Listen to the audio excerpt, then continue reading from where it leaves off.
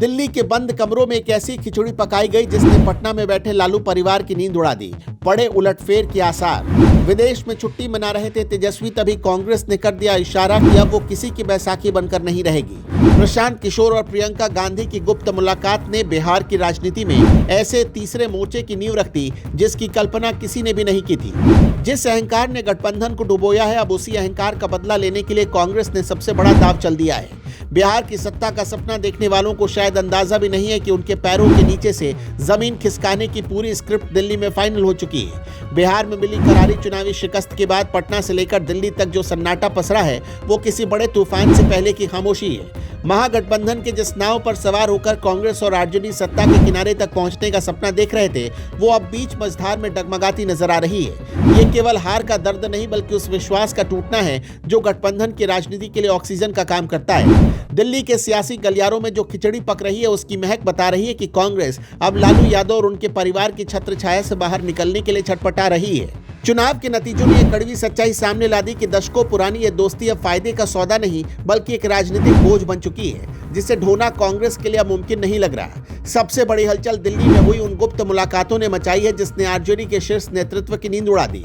प्रियंका गांधी का प्रशांत किशोर और वामपंथी नेता दीपांकर भट्टाचार्य से मिलना कोई सामान्य शिष्टाचार भेंट नहीं है। यह बिहार के लिए एक ऐसी नई स्क्रिप्ट लिखने की तैयारी है जिसमें आरजेडी की भूमिका को या तो सीमित कर दिया जाएगा या पूरी तरह खत्म कर दिया जाएगा। कांग्रेस को यह समझ में आ चुका है कि आरजेडी के साथ जूनियर पार्टनर बनकर रहने से उसका अपना वोट बैंक और संगठन दोनों खत्म हो रहे हैं। प्रशांत किशोर जैसे रणनीतिकार के साथ संवाद यह इशारा करता है कि कांग्रेस अब बिहार में जातिगत समीकरणों के पुराने चश्मे को उतारकर युवाओं और नए वोटरों को साधने के लिए एक अलग ही प्रयोग करने के मूड में है।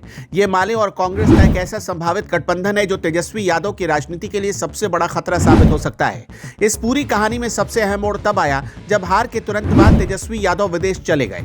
राजनीति में टाइमिंग ही सब कुछ होती है। जब सहयोगी दल हार के कारणों पर मंथन करना चाहते थे और जब कार्यकर्ताओं को नेतृत्व के भरोसे की जरूरत थी, तब कप्तान का मैदान छोड़ देना अविश्वास की खाई को और गहरा कर गया। कांग्रेस और वाम दलों को यह बात बहुत बुरी लगी कि संवाद की जिस मेज पर बैठकर गलतियों को सुधारा जाना चाहिए था, वो मेज खाली पड़ी रही। तेजस्वी की यह कार्यशैली अब उनके नेतृत्व क्षमता पर सवाल खड़े कर रही है। सहयोगी दलों के भीतर यह भावना घर कर गई है कि अगर विपक्ष को मजबूत होना है तो उसे लालू परिवार की विरासत से दूरी बनानी होगी, क्योंकि यह विरासत अब वोट खींचने का चुंबक नहीं रही। कांग्रेस के नेताओं का गुस्सा बंद कमरों से बाहर आकर बयानों में झलकने लगा है। शकील अहमद खान और राजेश राम जैसे नेताओं ने साफ कर दिया कि महागठबंधन कोई स्थायी बंधन नहीं था। उनके बयानों में छिपी तल्खी बताती है कि पार्टी का जमीनी कार्यकर्ता राजद के रवैये से कितना अपमानित महसूस कर रहा है। सीट बंटवारे से लेकर चुनाव प्रचार तक हर कदम पर कांग्रेस को जिस तरह से नजरअंदाज किया गया, उसका गुबार अब बाहर आ रहा है। कांग्रेस को लगता है कि आरजेडी के जिद और एकतरफा फैसलों के कारण ही एनडीए को हराने का मौका हाथ से निकल गया। अब कांग्रेस 2026 और उसके बाद के भविष्य को देखते हुए खुद को एक स्वतंत्र ताकत के रूप में खड़ा करना चाहती है। यह पूरा घटनाक्रम इशारा कर रहा है कि बिहार की राजनीति एक बड़े बदलाव के मुहाने पर खड़ी है। अगर कांग्रेस प्रशांत किशोर और वाम दलों के साथ मिलकर कोई नया मोर्चा बनाती है तो यह आरजेडी के लिए अस्तित्व का संकट खड़ा कर देगा। राष्ट्रीय स्तर पर एक बड़े गठबंधन का चेहरा बनने की तेजस्वी यादव की महत्वाकांक्षा को इससे गहरा धक्का लगेगा। अब देखना यह है कि क्या आरजेडी कांग्रेस को मनाने के लिए झुकती है या फिर बिहार में एक त्रिकोणीय संघर्ष का नया अध्याय शुरू होगा। इतना तय है कि दिल्ली में लिखी जा रही यह पटकथा पटना के सियासी समीकरणों को हमेशा के लिए बदल कर रख देगा।